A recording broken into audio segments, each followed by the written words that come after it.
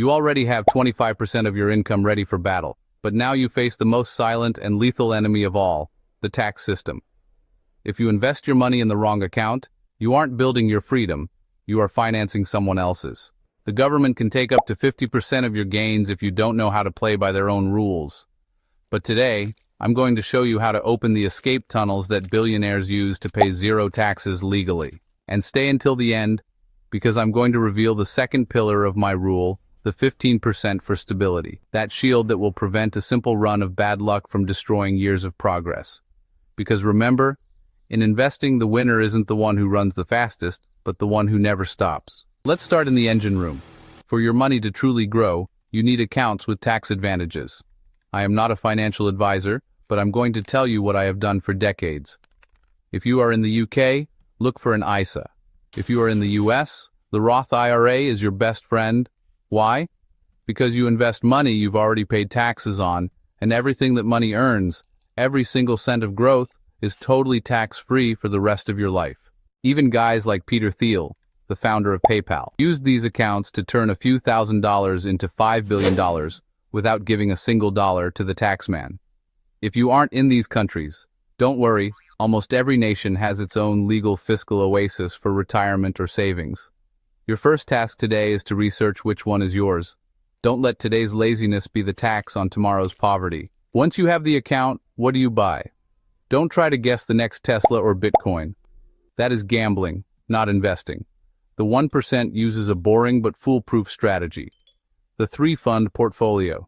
An S&P 500 fund to own a piece of the 500 biggest companies in the US. An international fund to own a share of the rest of the world's growth.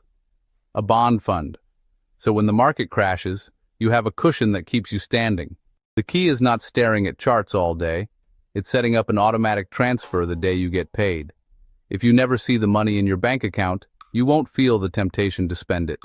You are automating your freedom. But be careful, because this is where most people fail. They invest everything they have, and suddenly, life hits them.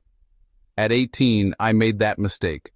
I bought an old German car with a loan because I wanted to look successful. 3 months later, the engine blew up. I had no savings, no safety net. I had to take out more loans, I drowned in debt, and the stress almost destroyed me.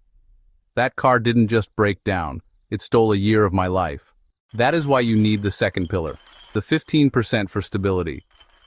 Many people don't have money problems, they have stability problems.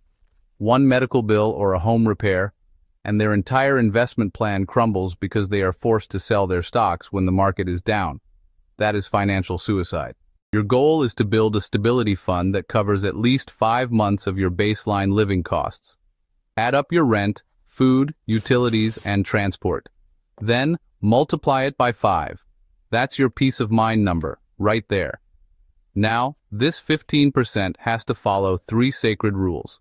First, immediate access. You need to be able to touch it in less than 24 hours. No exceptions. Second, zero risk. Never ever invest this fund in the stock market or crypto. This money isn't for winning. It's for not losing. And third, high yield. Put it in an account that pays you interest, like a high-yield savings account, so inflation doesn't eat it while it waits for its moment. Use tactics like the paycheck sweep the moment you get paid, that 15% goes straight to a separate account. Or, try roundups, use apps that round up your purchases and save the change. It might seem small, but honestly, those pennies build the wall that will protect you from the storms. Once this fund is full, you have a superpower, seriously.